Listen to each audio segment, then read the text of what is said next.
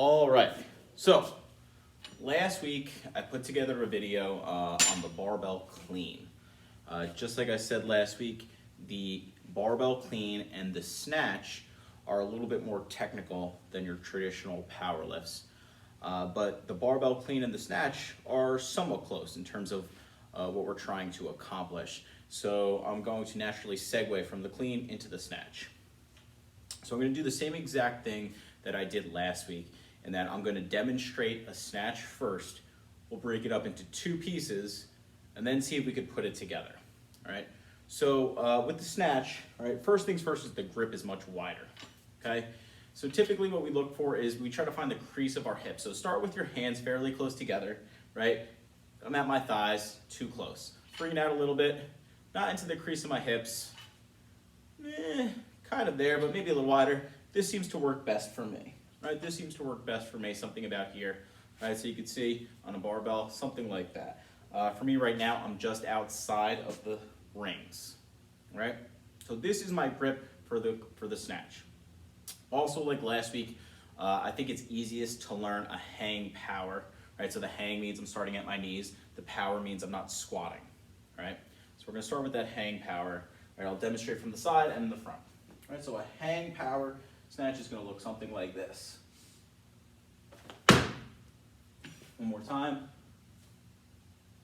All right, do one from the front. Right, like so. So, what do we do first?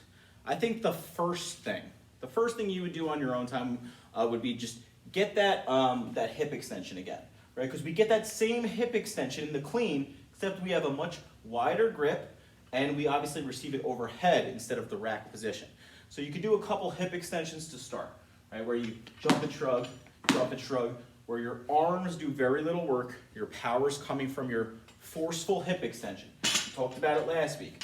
A hip extension, or excuse me, a triple extension, where I forcefully extend my hips, my knees, and my ankles, right? So do a few of those. Once we get that down, I think you segue to the overhead squat next. I should also say it's very important that when you're learning, start with a 15-pound bar or less. 10-pound bar, wooden dowel. Do not start with like a 45-pound bar, especially if you're a complete beginner. So I've got a 15-pound bar. What I'm going to simply do is get into this overhead position. This is a very difficult position. We have to make sure we're not out in front because we're going to miss out in front. We have to make sure it's not back so we don't fall backwards. Okay? We want to be stacked over our shoulders. Usually the head is slightly forward, right, where the bar is stacked over the shoulders and the head is in here.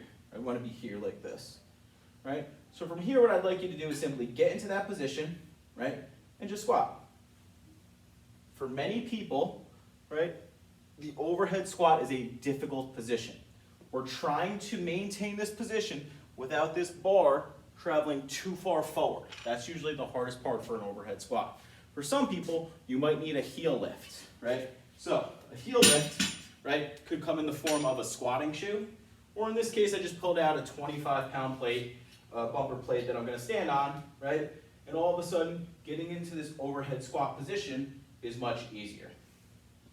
All right, so take a minute or two, pause the video, take your dowel, right, and do a couple sets of overhead squats.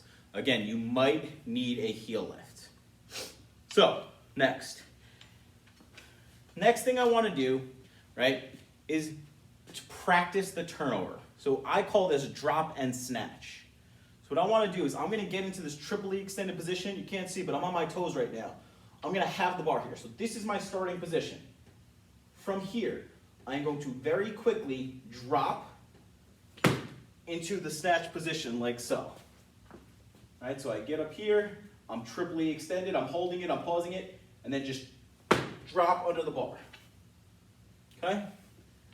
Take a minute, do a few reps of a drop and snatch. Get a feel for it.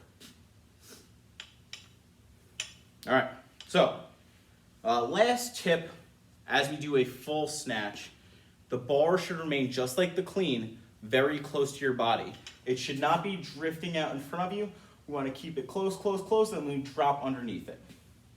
All right, so once again, what the full product would be like, that forceful hip extension, we get into the turnover and then get into our power position.